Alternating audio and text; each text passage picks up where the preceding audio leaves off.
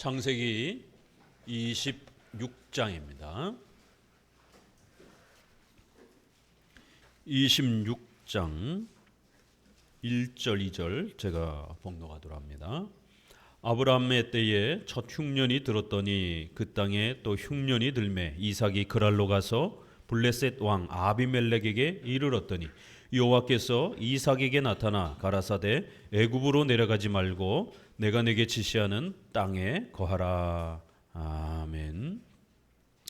창세기 26장은 이삭이 하나님 앞에 책망을 받는 불신앙의 또 이러한 모습을 우리에게 소개합니다. 그리고 뒷부분에 가서는 신앙으로 이것을 다시 회복해가는 그러한 이삭의 불신앙과 신앙의 이러한 모습이 소개가 됩니다. 이제 아브라함의 생애는 끝이 났습니다. 다음으로 그의 아들인 이삭의 생애가 몇 가지 소개가 됩니다. 그 이삭의 생애 중에서 아주 중요한 우리 기독교의 7대 교리, 가장 핵심적인 이 기독교의 본질적 교리를 가르칠 만한 중요한 그러한 생애의 사건 몇 가지를 소개합니다. 25장에서는 그의 아들 야곱과 에서를 이제 또 이렇게 출산하는 과정을 통해서 쌍둥이인 두 아들 중에 동생은 선택을 받고 형은 버림을 받는 이러한 예정론이라고 하는 독특한 기독교의 또 이러한 가르침을 소개합니다. 그리고 이제 두 번째 이삭의 생애에 있어서 이삭이 먹고 사는 문제 때문에 돈 때문에 신앙을 잠시 포기하고 등지는, 그리하여 심각한 불신앙과 어려움에 빠지는 이삭의 이러한 여러 시험과 환난의 장면을 소개하면서 하나님께서는 오늘 우리 성도들에게 아무리 힘들고 어려워도, 아무리 먹고 사는 게 다급해도 우리 신자들은 절대로 신앙의 자리를 벗어나면 안 된다라는 것, 오직 믿음으로 살아야 된다라는 것. 힘들고 어려울수록 그럴수록 더 말씀을 붙잡고 말씀을 의지하면서 믿음으로 살아야 그 어려움들이 해결될 수 있다라는 것.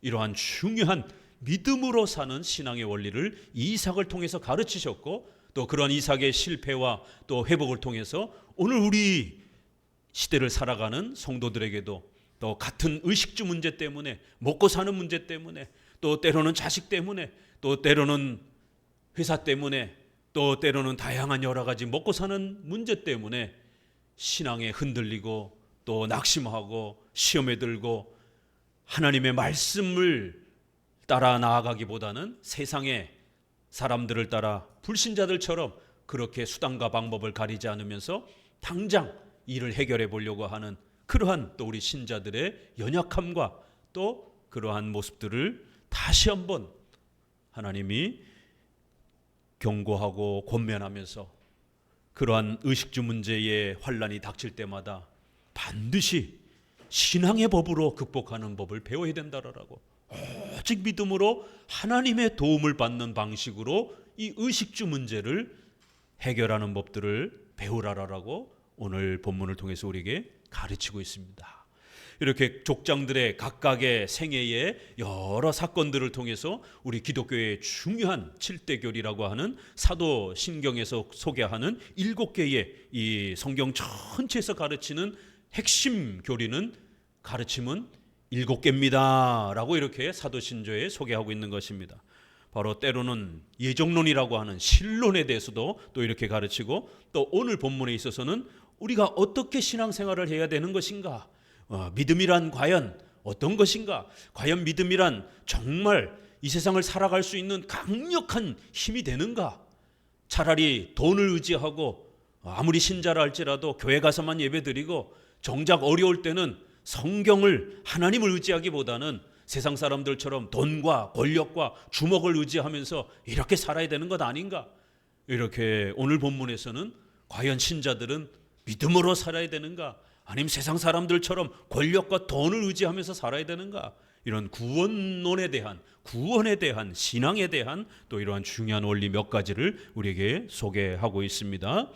그래서 앞부분에서는 이삭이 가나안 땅을 벗어나는, 가나안 땅은 구약의 신앙의 그러한 표시였던 겁니다. 자손을 주시고 땅을 주시겠다라고 하는, 그리고 자손과 땅은 장차 예수 그리스도가 그 이스라엘의 자손으로 오실 것이고, 바로 그 메시아를 통하여 천국 하나님의 나라에 우리가 속하게 되는, 이렇게 자손과 땅을 통해서 예수 그리스도와 하나님의 나라를 구약의 복음으로 이렇게 가르쳤던 겁니다. 그런데 이 소중한 신앙의 자리에서 흉년이 들어가지고 먹고 사는 문제 때문에 결국 그 땅을 떠나게 되는, 구약에서는 이 가나안 땅을 하나님이 약속해 주신 하나님의 나라라고 하는 이 소중한 자리에서 먹고 사는 문제 때문에 벗어난다면 이건 하나님보다도 먹고 사는 문제를 먼저 생각하는 이러한 불신앙의 이런 모습으로 비춰지는 겁니다.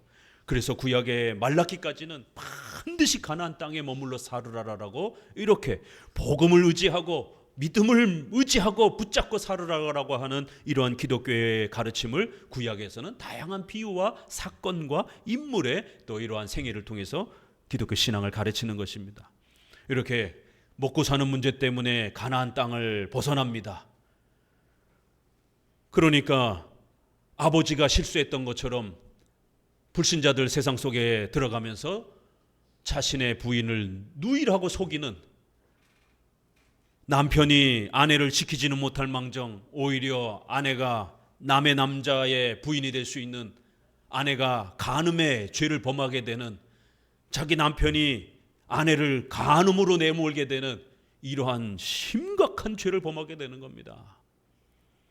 말씀에서 벗어나고 신앙에서 벗어나기 시작하니까 어떠한 위기가 닥치는지를, 이렇게 가나안 땅을 벗어나는 이러한 실수, 또 그 다음에 거짓말을 통해서 당장의 어려움을 벗어나 보려고 하는 이러한 어리석은 해결책, 이 두 가지가 소개되고, 뒷부분에서는 이제 우물을 파면서 계속해서 이 우물 때문에 싸움이 나면서 거주지를 옮겨 다니게 되는 이러한 모습, 그리고 마지막에는 그 블레셋 땅의 왕인 아비멜렉이 찾아와서 이삭과 우리 서로 싸우지 말자 이러면서 마지막으로 조약을 맺는 이제 이러한 장면으로 오늘 본문이 끝이 납니다. 이렇게 항상 우리가 구약을 읽을 때는 어려움이, 여러분이 자신이 주인공이 되어서 여기에다가 자기 이름을 집어넣고 1인칭으로 읽으면 안 됩니다. 마치 내가 이삭이 된 것처럼 이렇게 읽으면 안 되는 것입니다. 오늘 우리 시대는 가나안 땅도 없고 또 그랄 땅도 없는 것입니다. 그렇기 때문에 우물도 없는 것입니다. 그러면은 우물을 맹세를 하면 도대체 오늘날 우리는 무슨 맹세를 하라는 겁니까? 오늘날 우물을 사용하는 사람이 어디 있습니까? 이거는 수천 년 전에 그 고대의 사람들이 살았던 그 삶의 모습이기 때문에 그걸 문자 그대로 오늘 우리에게 적용하게 되면 심각해집니다. 적용할 수가 없는 겁니다. 그래서 구약을 읽을 때는 항상 여기서 가르치는 역사적 배경과 또 그 글의 의미가 무엇인지를 잘 헤아리면서 결론적인 교리가 무엇인지, 오직 믿음으로 살아야 된다라고 하는, 하나님의 말씀을 붙잡고 살아야 된다라고 하는 바로 이 교리를 가르치기 위해서 이 많은 내용과 사건들이 소개가 되는 겁니다. 그거를 적용하는 것이지 우물을 파라, 우물을 맹세해라, 또 가나안 땅을 벗어나지 말라, 이런 거를 바로바로 적용할 수는 없는 것입니다.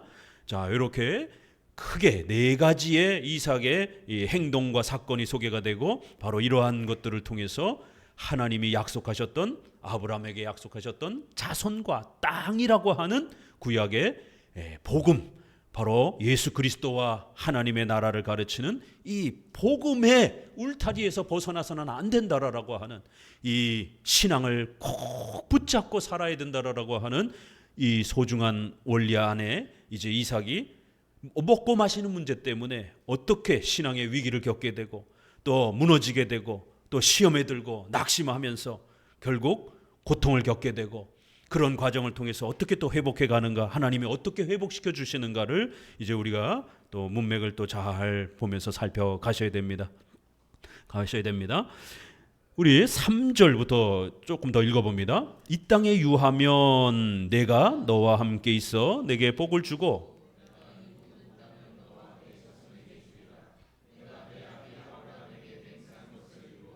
내 자손을 하늘의 별과 같이 번성하게 하며 이 모든 땅을 내 자손에게 주리니 내 자손을 인하여 천하 만민이 복을 받으리라.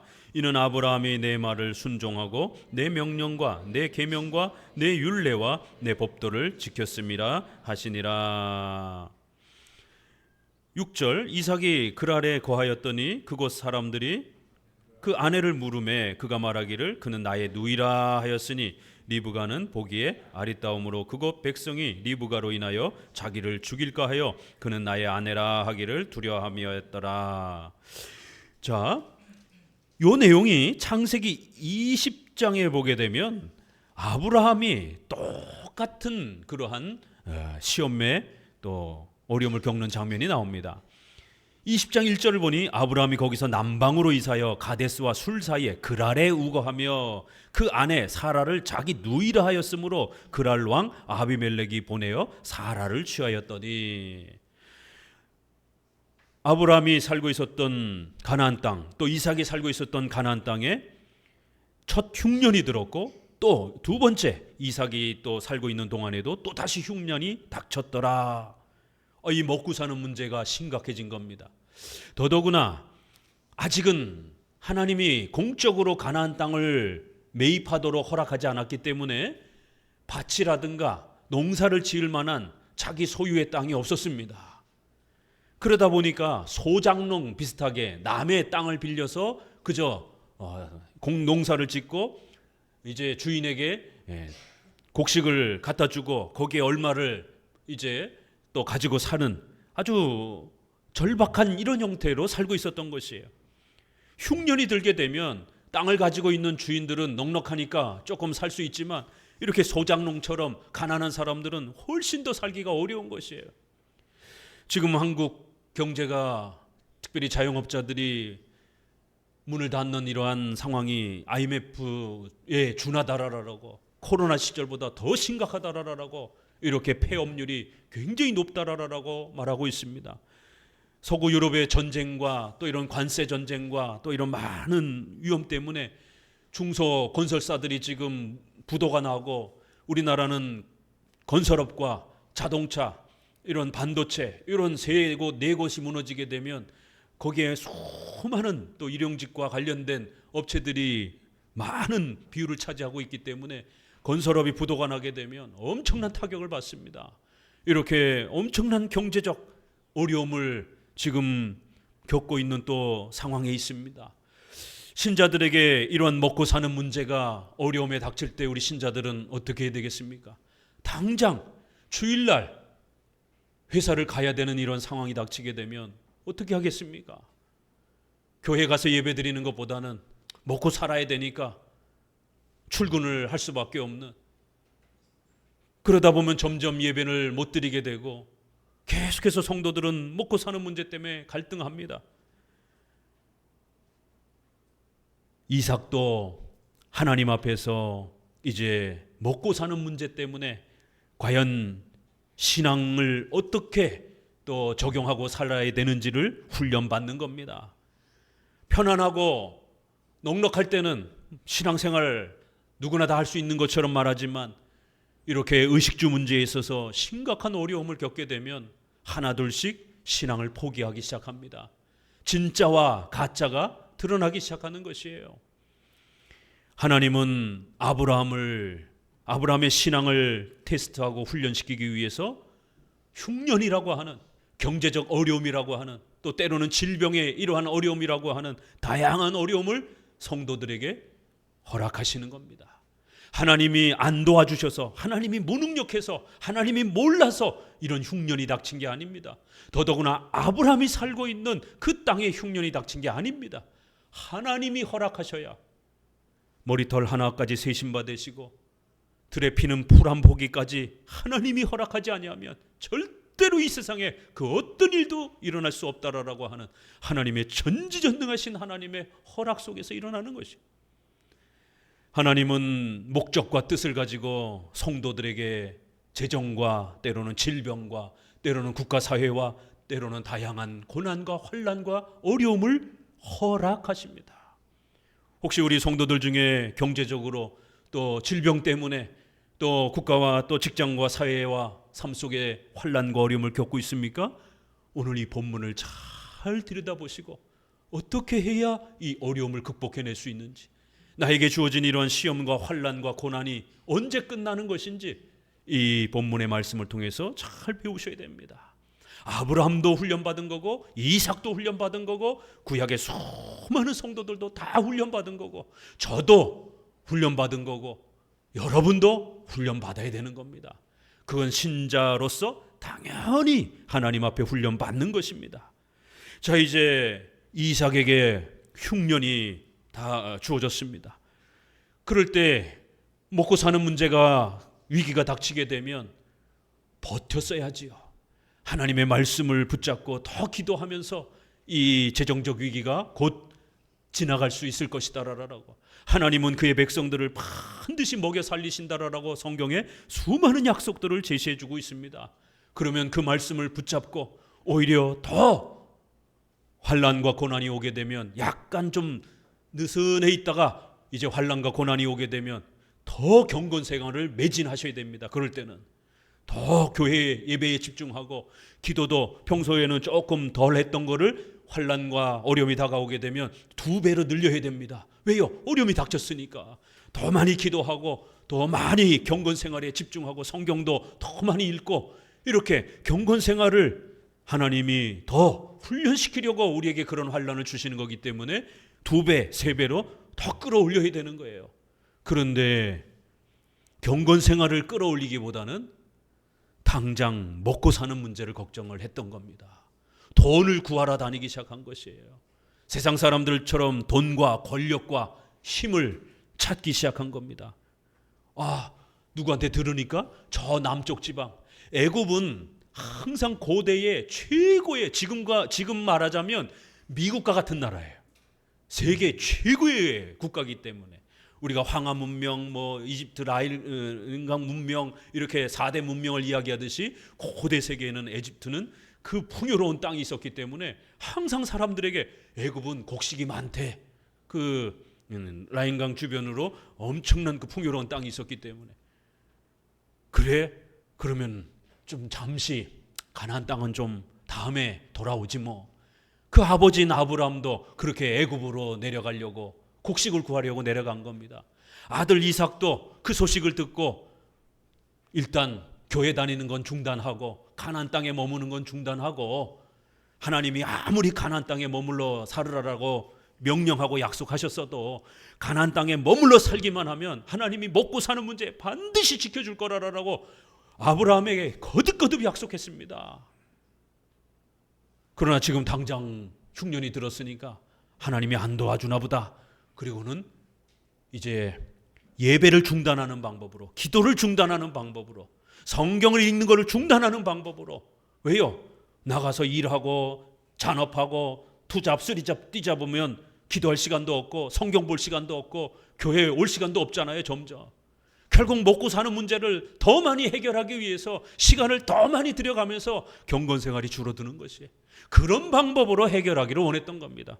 그래서 애굽으로 내려가려고 합니다. 그러자 하나님이 나타나신 것이에요. 아브라함에게도 브레이크를 거신 것처럼 이삭에게도 브레이크를 거시는 겁니다. 우리 성도들에게도 목회자의 이 설교와 또 권면을 통해서, 또 때로는 개인적으로 불러다가 요즘에 교회도 잘 안 나오시고 예배 생활도 좀 느슨해지시고 그러시는데 걱정이 됩니다. 어떤 일이 있으십니까? 목사님 제가 좀 아파서요. 목사님 제가 직장이 좀 심각해져서요. 목사님 요즘에 좀 남편하고 관계가 좀 안 좋아져서요. 가족들이 교회 가는 걸 불편하게 여겨서요.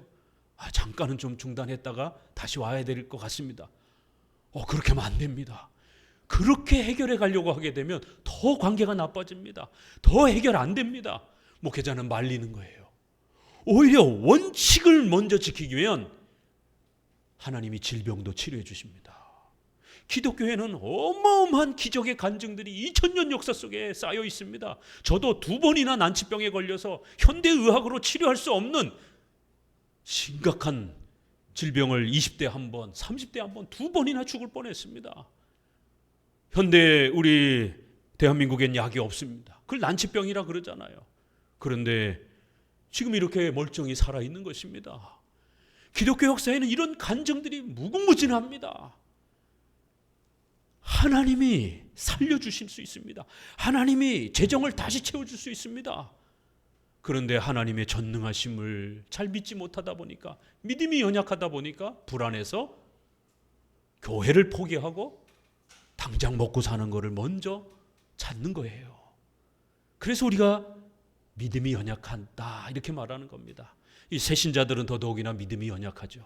그래서 항상 또 교회에 경륜이 있는 우리 집사님들이라든가 교회 직분자들, 오랫동안 믿음을 또 키워온 또 이런 선배 또 신자들에게 도움을 받아야 되고, 또 목회자의 도움을 받으며 또 이렇게 서로 격려하면서 믿음이 성장해 가는 것입니다. 결국 이삭은 흔들렸고 먹고 사는 문제를 해결하려고 신앙을 포기하고 애굽으로 내려가려고 할 때 하나님이 막으신 것이에요. 그리고는 다시 권면하는 겁니다. 이삭아, 두려워하지 말라라는 거예요. 오늘 9절에도 이삭이 그에게 대답하되 내 생각에 그를 인하여 내가 죽게 될까 두려워해야 했습니다. 왜 성도들이 신앙이 흔들립니까? 돈이 없어지고 갑자기 질병이 찾아오고 갑자기 가족관계가 어려워지고 그러면 성도들은 두려워지기 시작하는 거예요. 인간은 누구나 다 두려움을 느끼게 됩니다. 오늘 본문에서 거듭거듭 두려움을 이야기합니다. 이삭이 애굽으로 내려간 것도 당장 돈이 없으니까 두려워진 거예요. 또 가다 보니까 폭력적인 사람들이 아내를 뺏으면서 자기를 죽일까 봐 아내를 누이라고 속이는 두려움을 느낀 겁니다. 그런데 놀랍게 24절 한번 볼까요? 24절 그 밤에 하나님께서 그에게 나타나 가라사대 나는 내 아비 아브라함의 하나님이니 두려워 말라. 내 종 아브라함을 위하여 내가 너와 함께 있어 내게 복을 주어 내 자손으로 번성케 하리라 하신지라. 이삭에게 찾아와서 하나님이 말씀하신 내용 중에 가장 중요한 내용이 뭐예요? 두려워하지 말라라는 거예요. 겁내지 말라라는 거예요. 신자로 살아가다가 때로는 갑자기 돈이 다급해질 때가 있어요. 건강을 잃어서 질병의 고통의 위험을 겪을 때가 있습니다. 갑자기 회사와 가족의 어떤 사고 때문에 어려움을 겪을 때가 있어요. 하나님이 몰라서, 하나님이 무능력해서, 하나님이 안 도와주셔서 그런 일이 찾아오는 게 아닙니다. 하나님은 전지전능하신 하나님이기 때문에 여러분 오늘도 사도신경을 통해서 전능하사 천지를 만드신 아버지 하나님을 내가 믿사오며 라고 이렇게 고백하며 오늘 예배에 들어오시지 않았습니까? 하나님은 전지전능하신 하나님이기 때문에 그 모든 것을 알고 계시고 살피시고 감찰하신다라는 거예요.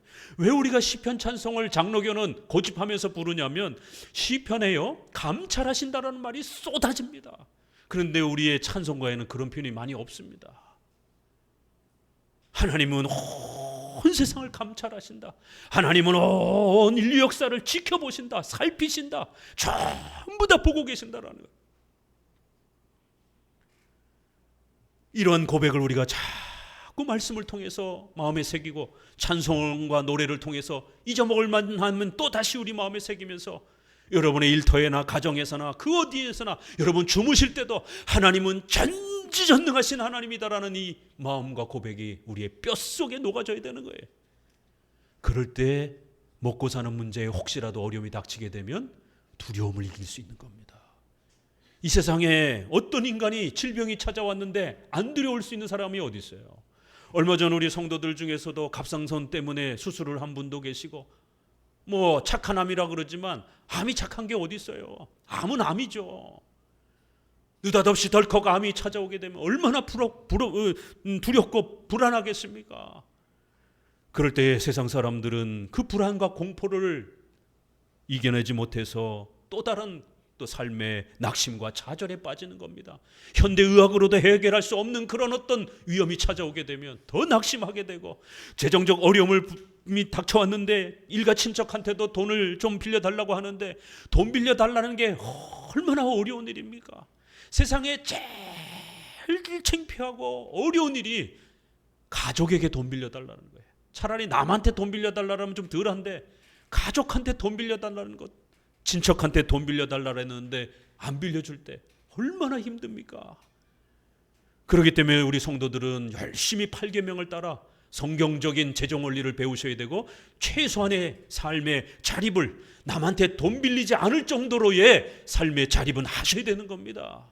하나님이 어떻게 우리 성도들에게 재정적 이 혜택을 도와주시는지, 오늘 이삭이 먹고 사는 문제 때문에, 돈 때문에 신앙을 포기했는데 하나님 앞에 다시 한번 훈련을 받고 책망을 받고 말씀대로 8계명을 따라 오직 믿음으로 붙잡으니까 100배의 곡식의 축복을 받았더라, 이런 말이 오늘 나옵니다. 본문에 흉년이 든 땅에서 100배의 곡식의 축복을 받아서 부자가 돼서 돌아왔다, 이런 말이 오늘 본문 내용이에요. 우리 정통 기독교는 돈이 구원은 아닙니다. 그래서 기복주의, 번영신앙 이런 건 잘못된 겁니다. 그러나 그렇다고 해서 크리스천들이 죽을 때까지 가난하게 살아라, 이것도 잘못된 겁니다. 하나님은 전능하시기 때문에 우리를 먹여 살리시는 분입니다. 우리가 불신앙으로 또 하나님을 외면하고 이러니까 자꾸만 경제적 또 질병의 이런 여러 가지 책망과 어려움을 받는 거예요. 그런 특별한 문제가 없으면 하나님은 우리를 먹여 살리시며 우리의 일상생활에 또 이러한 생활의 혜택을 도와주시는 겁니다. 구약 성경의 수많은 인물들을 보세요. 그들이 전부 다 가난해가지고 입에 풀칠할 것도 없이 그렇게 전부 다 굶주려 죽었습니까? 아닙니다. 비록 우리가 부를 목적으로 그게 모든 우리의 구원의 본질은 아닐지라도 최소한 우리가 신자가 살아갈 정도로는 하나님이 우리를 먹여 살려주시는 수많은 의식주의 혜택을 우리에게 가르치는 겁니다. 신앙만 있다고 해서 저 산속에 들어가서 거적대기 걸치고 그렇게 기도만 하면서 가난과 굶주림 속에서 사는 건 아니에요. 물론 북한처럼 이런 절박하고 특수한 경우 모두가 다 같이 가난할 수밖에 없는 전쟁, 기근 뭐 이럴 때는 어쩔 수 없죠. 그러나 이런 보편적인 삶 속에서는 얼마든지 아브라함도 이삭도 또 수많은 인물들 속에 하나님이 우리 신자가 신앙을 가지고 살 수 있도록 우리의 생활도 또 보호해 주시는 그런 혜택을 오늘 본문에서 가르치는 것입니다. 100배의 양식이 세워진 거예요. 아니 도대체 어떻게 해야 100배의 재정의 이러한 든든함을 얻을 수 있을까요? 성경을 통해서 배우셔야 되는 겁니다. 10배도 아니에요. 100배의 양식을 채워주셔서 이삭이 그걸 가지고 가나안 땅으로 다시 돌아온 겁니다. 가나안 땅에 다시 머물러 살 수 있도록. 두려움에 빠진 겁니다. 먹고 사는 문제 때문에 인간은 두려움에 빠지는 거예요. 목숨이 위태로우니까 자기 마누라를 팔아서라도 목숨을 유지하고 싶은 거예요. 세상에 이런 남편이 어디 있습니까? 아니 믿음의 조상 아브라함, 이삭 이렇게 훌륭한 구약의 인물들조차도 우리의 신앙의 기본적인 이런 모습 속에서 이들도 사람이기 때문에 이렇게 걸려 넘어지는 거예요. 그래서 우리가 구약을 읽으면서 위로를 받고 이 사람들도 우리랑 똑같은 사람들이구나. 그럴 때 하나님이 이들을 어떻게 이렇게 세우는지, 어떤 방법으로 그 삶의 어려움들이 회복되어지는지를 보고 배우는 겁니다. 세상에 자기 부인을 팔아 넘기면서 그렇게 자기 목숨을 안전을 유지하려고. 그래서 그랄 왕에게 내가 무서워서 그랬습니다. 우리 내 부인이 너무 예뻐가지고 뺏어가면서 나를 죽이고 뺏어갈까 봐 무서워서 그랬습니다. 무서워서 두려워서. 그러자 하나님이 24절에 나타나셔서 아브라함아, 이삭아 두려워하지 말라는 거예요. 겁내지 말라는 거예요. 하나님이 너와 함께 있겠다. 오늘 3절 내가 너와 함께 있어 내게 복을 주겠다. 땅과 자손에 대한 이 약속을 붙잡고 가나안 땅에 머무르라는 거예요. 오직 하나님을 의지하고 하나님의 말씀을 붙잡고 경건 생활에 머무르라는 거예요. 그러면은 먹고 사는 문제 하나님이 도와주겠다라는 거예요. 오늘 24절에도 하나님이 함께 있어 내게 복을 주어 내 자손으로 번성케 하리라. 하나님이 또 약속합니다. 두 번째, 두 번 나타나십니다. 함께 있어 주겠다. 그리고는 28절에 그랄 왕이 찾아와서 야, 내가 너를 지켜보니까 너는 정말 제대로 된 신자 같아. 세상에 어떻게 이 어려움 속에서 너는 이렇게 신의 도움을 받으며 살아가지? 이 블레셋 땅에는 지금 흉년이 들어가지고 난장판인데 이 난장판 속에서도 너는 어떻게 이렇게 멀쩡하게 살아갈 수 있지? 야, 네가 믿는 신이 정말 너를 도와주시나 봐. 이러면서 28절 같이 읽어봅니다. 그들이 가로되 여호와께서 너와 함께 계심을 우리가 분명히 보았으므로. 무엇을 보았다고요? 이방인이 이삭과 하나님이 동행하고 있는 것을 불신자도 느꼈다라는 거예요. 하나님이 신자와 함께 계시는 것을 이야기합니다. 두려움과 공포 속에 빠져 있는 신자에게 하나님이 찾아오셔서 유일한 답변을 주셨어요. 그 유일한 답변이 뭐죠? 내가 너와 함께 있다라는 거예요. 그러니 두려워 말라라는 거예요. 하나님이 우리와 함께 계시면 뭐가 두렵겠습니까? 전지전능하시사 온 우주 만물을 창조하시고 우리에게 생명을 주시고 우리의 생명을 거두어 가시고 온 우주 만물의 인간의 역사를 지배하시고 심판하시는 주인이신데, 그런 창조주 하나님을 우리의 아버지와 하나님으로 고백하는데 여러분 뭐가 두렵겠습니까? 하나님을 잘 몰라서 두려운 것이죠. 믿음이 없으니까 두려운 것이지 믿음만 있으면 두렵지 않습니다. 믿음만 있으면 이겨낼 수 있어요. 결국 하나님이 우리와 함께 하신다라고 하는 이 믿음이 가장 중요한 것이다라는, 이 모진 세상, 이 어려운 세상, 한치 앞을 내다볼 수 없는 이러한 세상, 정치적인 어려움과 혼란 때문에 이제 나라가 망하는 것 같은 두려움을 느끼기도 하고, 나라가 공산주의화되는 것 아닌가라는 두려움을 느끼기도 하고, 국가가 안정이 되어야 백성들이 평안함 속에서 살아가는데 나라가 망할 것 같은 그런 공포와 두려움을 느낄 정도로 정치적인 엄청난 혼란을 겪고 있습니다. 잠도 안 오고 먹고 마시는 삶도 불안해지며 스트레스를 받고 있습니다. 또 회사가 관세 문제와 미국의 또 여러 경제적 어려움을 겪다 보니까 계속 구조조정 때문에 사람들을 내보내고 그러니 언제 잘릴지 몰라서 아침마다 일어날 때마다 혹시라도 내 이름이 퇴직 명단에 또 있지는 않은지, 우리 회사가 문 닫는다라고 하진 않는지, 관세적인 요구가 들어오니까 노동자들이 자신들의 일터를 보호해달라고 하니까 현대제철이 어떻게 했어요? 회사 문을 닫아버렸어요. 미국으로 공장 옮기겠다라고. 하루아침에 모두 다 실직자가 되어버리는 수많은 공포와 두려움들이 매일매일 우리의 삶 속에서 찾아올 때에 얼마나 두렵겠습니까? 그러나 하나님은 이삭에게 찾아오셔서 한 번도 아니고 두 번씩이나 찾아오셔서 똑같은 이야기를 하시는 거예요. 가나안 땅에 머물러 살아야 된다는 거예요. 아브라함에게 주셨던 자손과 땅에 대한 이 복을 내가 만들어 갈 것이다라는 거예요. 하나님이 만들어 갈 테니까 하나님을 믿고 의지하며 가나안 땅에 머물러 살으라는 것이에요. 장차 올 메시아를 바라보면서 그 메시아를 통해서 우리가 참여하게 되는 하나님의 나라를 바라보면서 가나안 땅에 머물러 살으라는 것이, 그거를 붙잡고 믿음으로, 오직 믿음으로 살으라라고 당부합니다. 놀랍게 오늘 본문에서는 이 두려움에 빠져 있는 이삭을 향해서 이 복을 주실 것이다 라는, 오늘 3절에 내게 복을 주시고, 또 12절에도 그 해 100배나 얻었고 여호와께 복을 주심으로, 24절에도 두려워 말라 내가 너와 함께 있어 내게 복을 주실 것이고, 이렇게 또 5번이나 복이라는 단어가 계속해서 반복이 되면서 하나님의 자녀들과 백성은 절대 절대로 하나님이 그냥 두지 않을 것이다라는 거예요.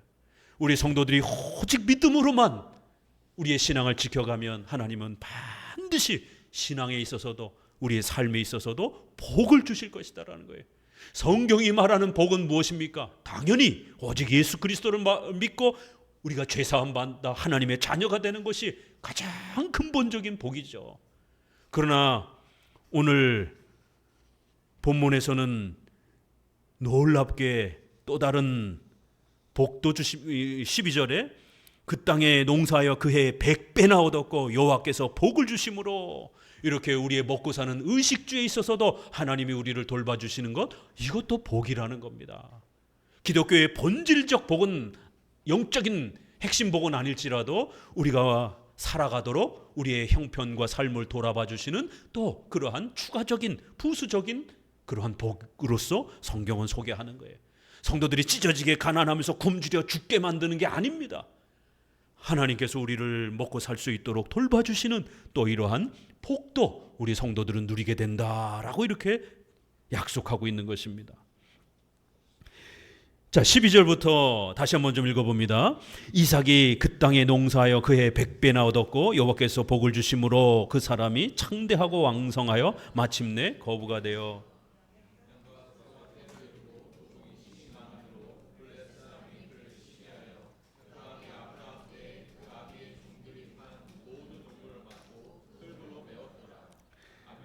이삭에게 이르되 내가 우리보다 크게 강성한즉 우리를 떠나가라. 이삭이 그곳을 떠나 그랄 골짜기에 장막을 치고 거기 우거하며.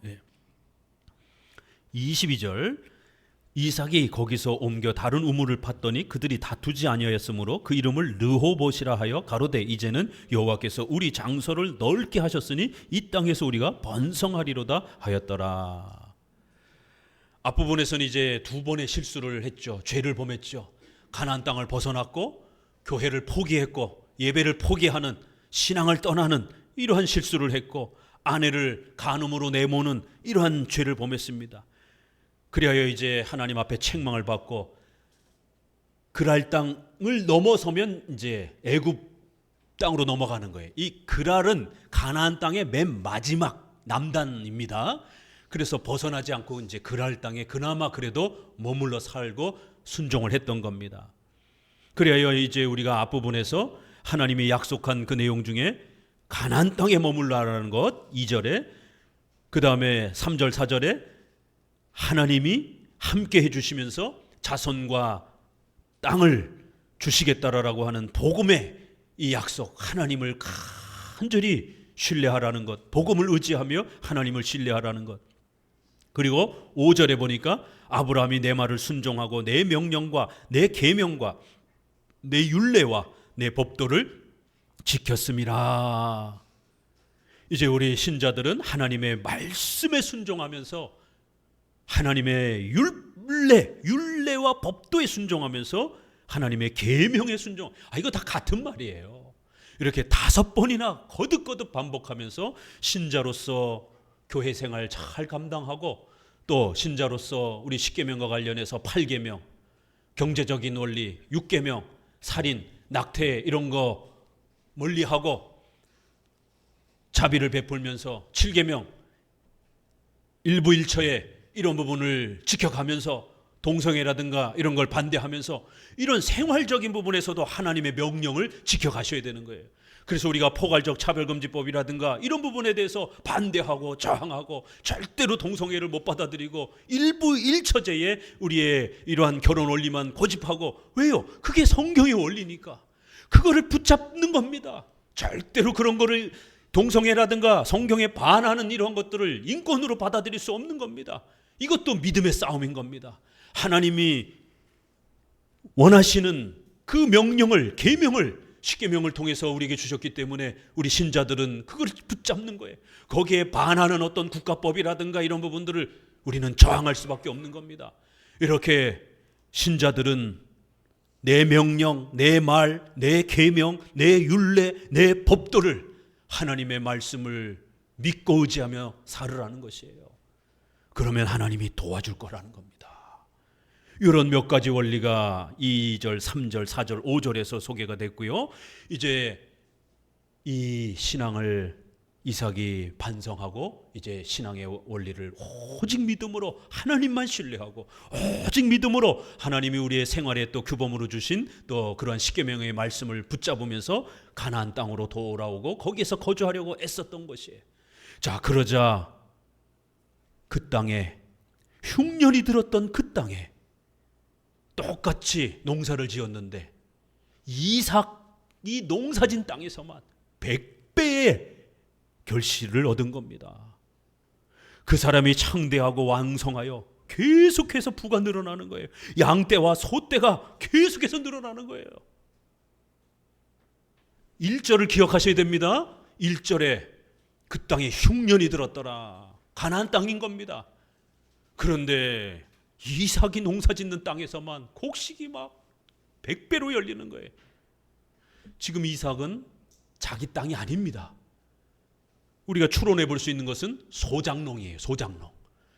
공식적으로 아브라함은 밭이라든가 이런 거를 매입하지 못했기 때문에 도대체 그러면 누구 땅에서 이 밭에서 이렇게 곡식을 100배나 열매를 얻었지? 이건 남의 땅을 빌린 겁니다. 먹고 살아야 되니까 그 땅 주인한테 해쪽 속에게 아브라함이 굴을 이렇게 매매하는 것처럼 먹고 살아야 되니까 밭을 임대를 해가지고 그렇게 소작농으로 사는 거죠. 그러니 조금 이렇게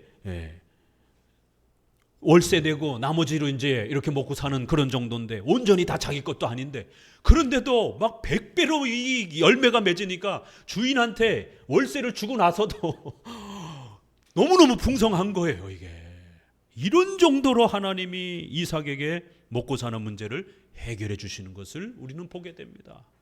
여러분, 질병의 고통과 아픔을 겪고 계시면 아픈 몸을 끌고라도 예배를 지키셔야 돼요.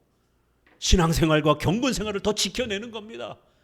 그러면 하나님이 우리에게 힘 주시는 거예요.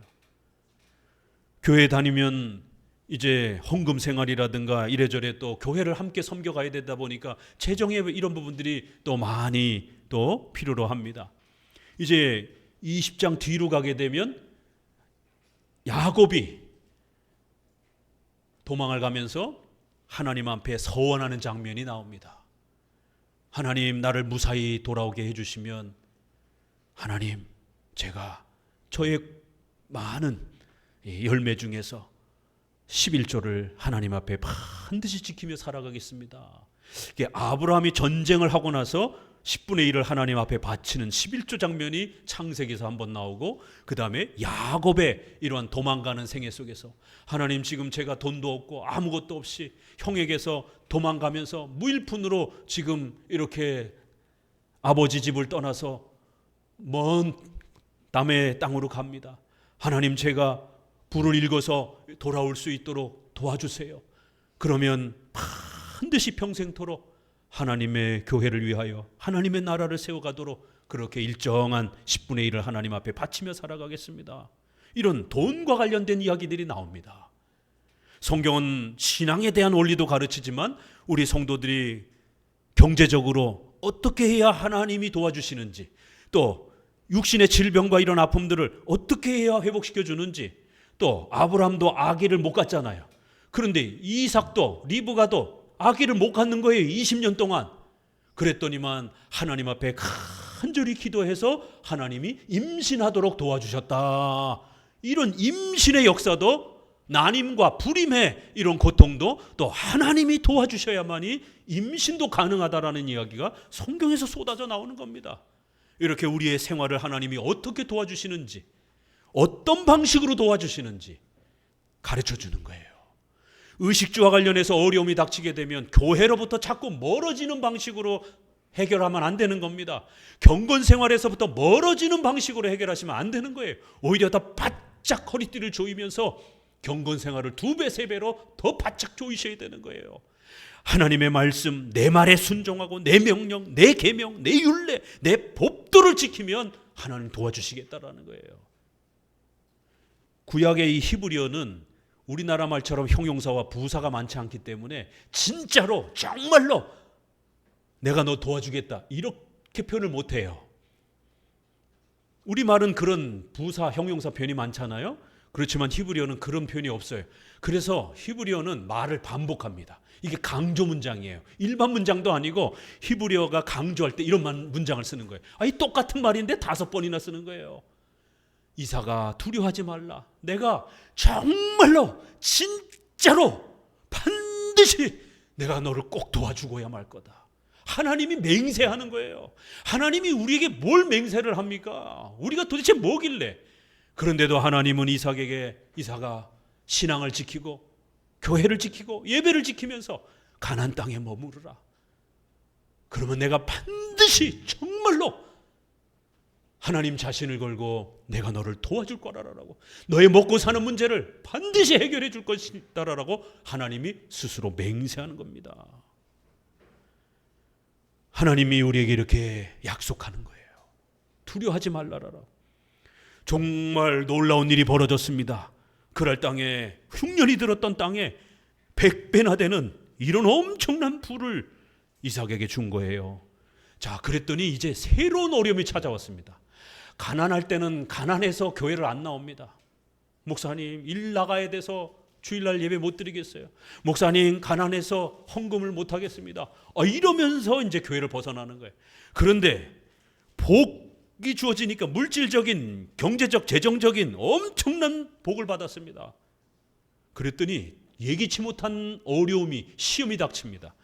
가난해서는 이렇게 비굴해지고 먹고 사는 문제 때문에 신앙을 포기하는데, 부요함이 많이 생겨지게 되면 교만함과 거만함 때문에, 그 돈 가지고 해외여행 가고 식구들하고 놀러 다니는 것 때문에 교회를 못 오는 거예요. 이게 시험이, 또 다른 시험이 있구나. 가난할 때도 시험이 다가오지만 부요해질 때도 시험이 닥친다라는 거예요. 블레셋 사람이 14절에 그를 시기하여 15절에 우물을 다 메어버렸어요.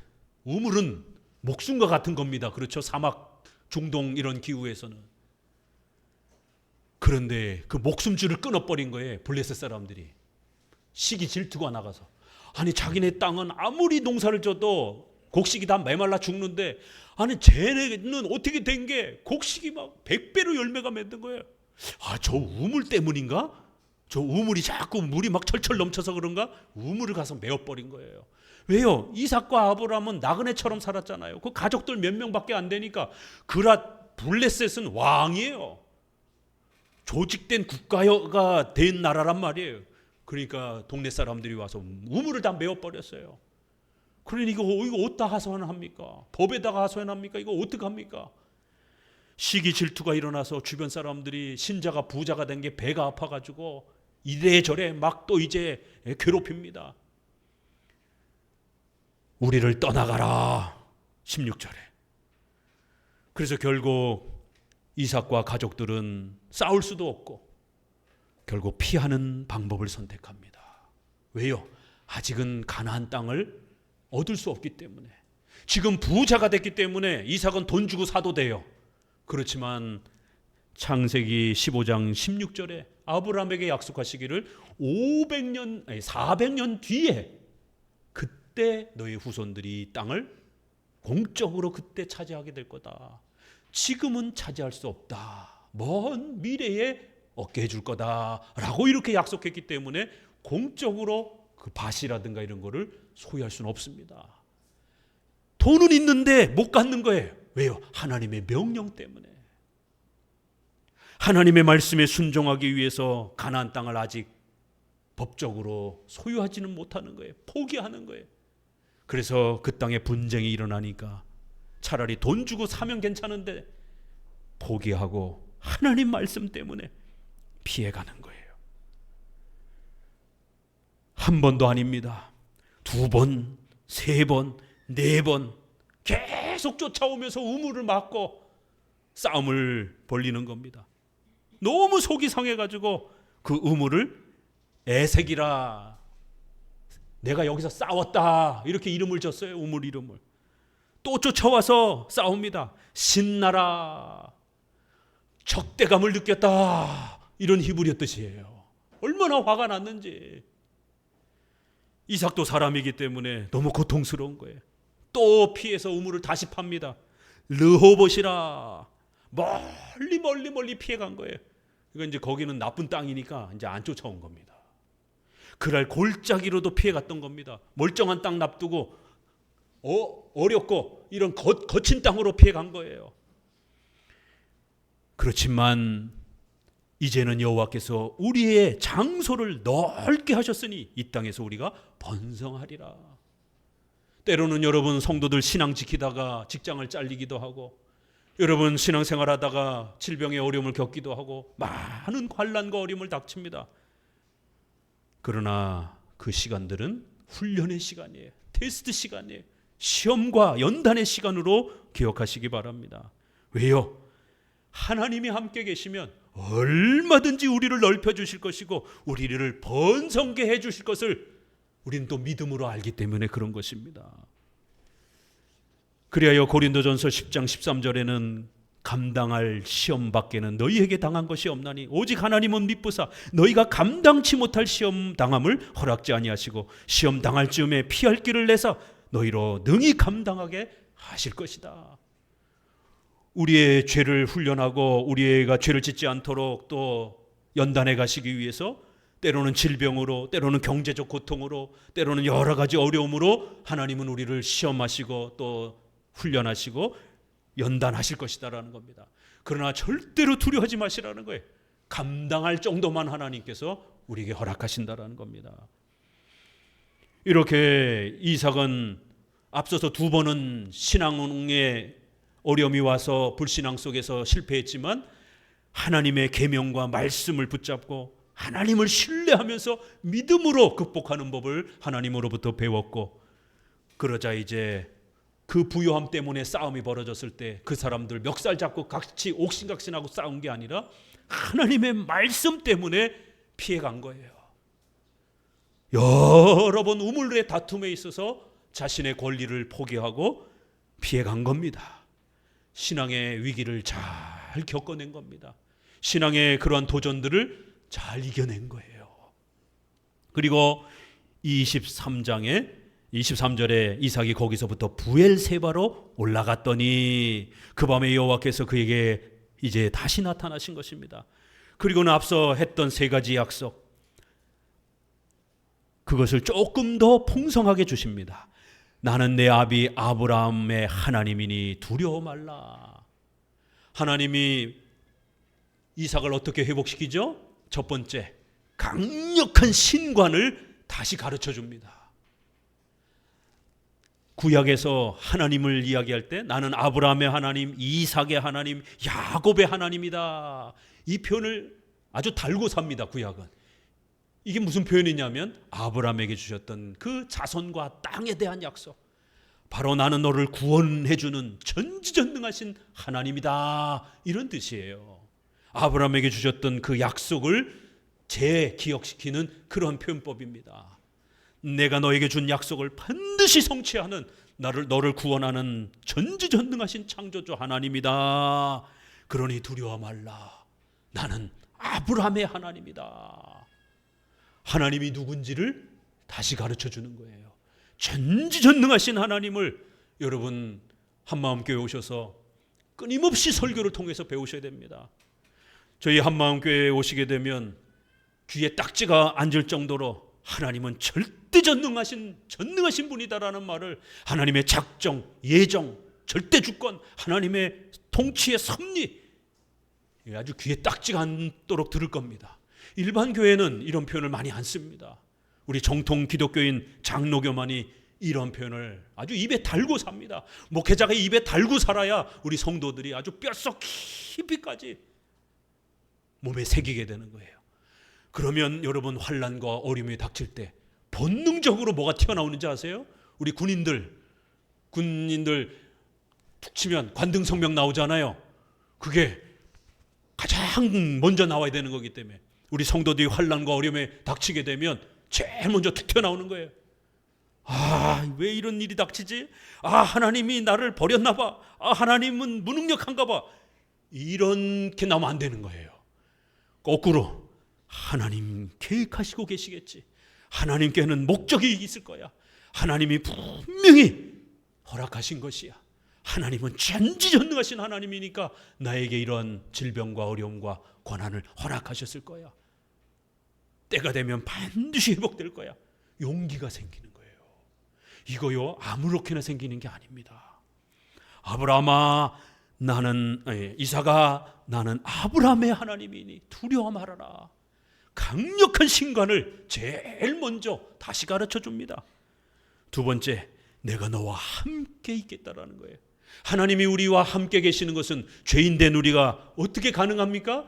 마태복음 1장에 예수 그리스도를 임마누엘의 하나님이라, 하나님이 우리와 함께 계시는 분을 임마누엘이라 이렇게 표현한 거예요. 예수 그리스도를 통해서만이 가능한 겁니다.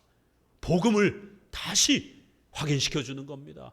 우리는 예수 그리스도를 믿는 오직 믿음으로 의인이 된 신자들이요 하나님의 백성들이라는 거예요. 내가 너와 함께하는 백성들이라는 거예요. 그리고 세 번째에 내 말, 내 계명, 내 율례를 순종하라라고 5절에서 가르쳤는데, 여기에서는 이제 25절 같이 읽어봅니다. 이삭이 그곳에 단을 쌓아 여호와의 이름을 부르고 거기 장막을 쳤더니 그 종들이 거기서 또 우물을 받더라. 하나님의 말씀을 붙잡고 그 하나님의 말씀을 계속적으로 배우며 경건 생활을 유지하기 위해서 우리 성도들은 반드시 교회 생활을 유지해야 된다는 거예요. 모세 시대에 가서 이제 본격적으로 성전이 세워지고 이제 성막이 세워지면서 제사제도, 공적인 예배 제도가 나옵니다. 아직은 그러한 제도가 설명되지 않은 족장 시대이기 때문에 족장들이 선지자요 제사장인 거예요. 그래서 가정 제단과 같은 그런 제단을 만들어 놓고 거기에 짐승 제사를 드리면서 조그마한 예배 처소를 그렇게 유지해 가고 있었던 것입니다. 이스라엘 백성들이 많아지고 난 다음에는 이제 공적인 예배 처소가 성막과 성전을 통해서 집행되는 겁니다. 여기서는 이렇게 조그마한 가정 제단을 만들어 놓고 거기서 여호와 이름을 부르는 거예요. 이렇게 구약에서 하나님의 이름을 부르고 신앙 고백하고 기도하고 찬양하고 짐승 제사를 드리는 예배적 질서를 회복한 겁니다. 시험에 들어서 낙심했을 때는 예배도 제대로 회복하지 못했던 거예요. 그렇기 때문에 이삭이 제일 먼저 하나님의 약속을 믿음으로 회복하고 나서 예배에 집중하는 모습을 우리에게 보여주는 겁니다. 오직 믿음으로 이렇게 이 어려움을 극복해내는 겁니다. 예배를 회복하면서 또 믿음을 든든히 세워가는 또 이런 모습을 보이면서 이삭이 어떻게 이 어려움을 극복해냈는지 가르쳐 주는 겁니다. 자, 이제 마지막 장면에 26절에 아비멜렉이 그 친구와 아우삭과 군대장관 비골로 더불어 그랄에서부터 이삭에게로 온지라. 이삭이 그들에게 너희가 나를 미워하여 나를 너희에게 떠나가게 하였거늘 왜 왔어? 이러면서 이제 이야기하는 것이. 그러니 이 왕이 두려워서 왔어 이렇게 얘기를 하는 겁니다. 자, 생각해 보세요. 이쪽은 왕이고 이쪽은 그냥 가족들, 이삭 가족 몇 명이나 됩니까? 그런데 이삭을 지켜보면서 농사하는 것마다 100배로 막 열매를 맺죠. 도망 다니면서 우물을 파는데 우물이 콸콸 넘치고 가축과 소떼가 철철 넘치고, 도대체 그랄 왕이 쳐다보니까 도대체 제 이삭은 도대체 누굴까? 저 신자를 보니까 도대체 쟤는 누굴까? 너무너무 두려워지기 시작한 거예요. 역전이 돼버린 겁니다. 그래서 블레셋 백성을 대표해서 그랄 왕이 찾아와서 야, 이제 우리가 너희 괴롭히지 않을 테니까 너네도 우리 괴롭히지 마. 너가 만약 기도해서 네가 믿는 신에게 우리 애를 멸망시키라 그러면 우리 멸망될까 봐 이제 겁이 나기 시작했어. 너가 믿는 신, 너가 제단을 쌓고 예배를 드리는 거 보니까 그 신이 우리를 멸망시킬 것 같아. 왜요? 자기네들이 이삭을 핍박을 했으니까. 겁을 내기 시작하면서 야, 이제 우리 조약을 맺자. 우리도 너희를 침범하지 않을 테니까 너희도 우리 침범하지 마. 아니, 요 가족들 몇 명 안 되는 사람이 쳐들어봐야 뭐 얼마나 쳐들어오겠습니까? 근데 그들 뒤에 있는 신을 본 거예요. 여호와 하나님을 두려워하기 시작한 겁니다. 야, 신자들은 무서운 사람이구나. 야, 신자들은 대단한 사람들이구나. 야, 신자들 뒤에는 그들이 믿는 전능한 신이 계시구나. 세상 사람들도 두려워하기 시작하면서 이제 맹세를 서로 맺고 그 우물을 부엘세바라 불렀더라.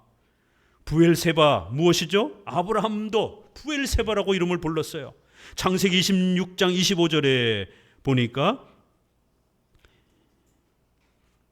이삭이 조금 내려서 사무엘상으로 설명을 드리면은요, 열왕기상 4장 25절에 솔로몬에 사는 동안에 유다와 이스라엘 단에서부터 부엘세바에 이르기까지 각기 포도나무 아래와 무화과 나무 아래서 안연히 살더라. 이렇게 단에서부터 부엘세바, 남쪽 부엘세바에서부터 저 북쪽 끝에 단, 이거 이스라엘 백성 영토 전체를 말할 때 항상 이 표현을 씁니다. 단에서부터 부엘세바까지. 이렇게 하나님이 주신 바로 가나안 땅에 이삭이 잘 머물러 살았더라. 부엘세바 그 땅을 이름을 그렇게 짓고 그 땅을 기억하기 위해서 애쓰고 그 땅을 자손들에게 가르쳐 주면서 이 부엘세바가 얼마나 중요한지, 이 땅 밑으로 내려가면 안 된다라는 거예요. 아브라함 때도 그렇고 이삭 때도 그렇고 우리가 이 땅 밑으로 내려가려고 했다가 아주 혹독하게 어려움을 당했다. 절대로 이 마지노선 밑으로는 내려가지 말라라는 거예요. 우리 성도들 예배를 빠뜨리는 이 마지노선으로 내려가면 큰일 납니다. 우리 성도들 기도 안 하고 성경 안 읽고 이 마지노선 밑으로 내려가면 큰일 납니다. 하나님이 약속해 준 땅에 머물러 있어야 된다는 거예요. 구약에는 이렇게 여러 상징과 비유로 마지노선을 가르쳐 주는 거예요. 가나안 땅에 잘 머물러 신앙을 유지하고 보호했더라. 이렇게 오늘 본문을 말씀을 끝맺고 있는 것입니다. 로마서 1장 17절에는 오직 의인은 믿음으로 말미암아 살리라 라고 이렇게 우리에게 당부합니다. 구원과 관련해서는 신자가 되는 것을 말하는 것이죠. 오직 예수 그리스도를 믿고 하나님의 자녀가 되는 거예요. 우리 인간의 행위와 공로가 아닙니다. 또 두 번째로는 우리 신자들에게도 이 말씀이 적용이 되는 거예요. 이미 신자가 된 우리 성도들은 의식주와 관련된 이런 삶의 문제를 해결하기 위해서 절대로 세상적인 방법을 사용하지 말라라는 거예요. 세상을 의지하지 말라라는 겁니다. 오직 하나님의 말씀, 하나님의 계명, 하나님의 율례를 믿고 의지하면서 십계명대로 실천하면서 성경의 원리를 따라서 의식주 문제를 해결해 가시라는 거예요. 그러면 그게 더디 보이고 어리석어 보이고 답답해 보여도 반드시 하나님이 도와주십니다. 요한일서 5장 4절에 대저 하나님께로 난 자마다 세상을 이기나니 세상을 이긴 이김은 이것이니 우리의 믿음이니라. 믿음이 세상을 이긴다라는 거예요. 믿음이 우리의 의식주 문제를 해결할 수 있다라는 것입니다. 오늘 이삭의 실수와 또 불신앙의 이러한 모습을 통해서 같은 신앙의 의식주의 이런 어려움을 겪는 오늘 우리들에게 하나님은 그 놀라운 신앙의 원리를 가르쳐 주는 겁니다. 오직 믿음으로 하나님의 말씀, 계명, 율례를 붙잡으며 전지전능하신 하나님을 신뢰하고 의지할 때에 우리의 삶의 어려움과 고난들이 해결되어질 수 있다는 거예요.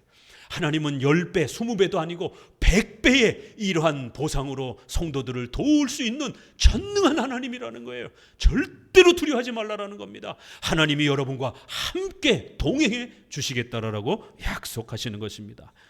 기도합니다.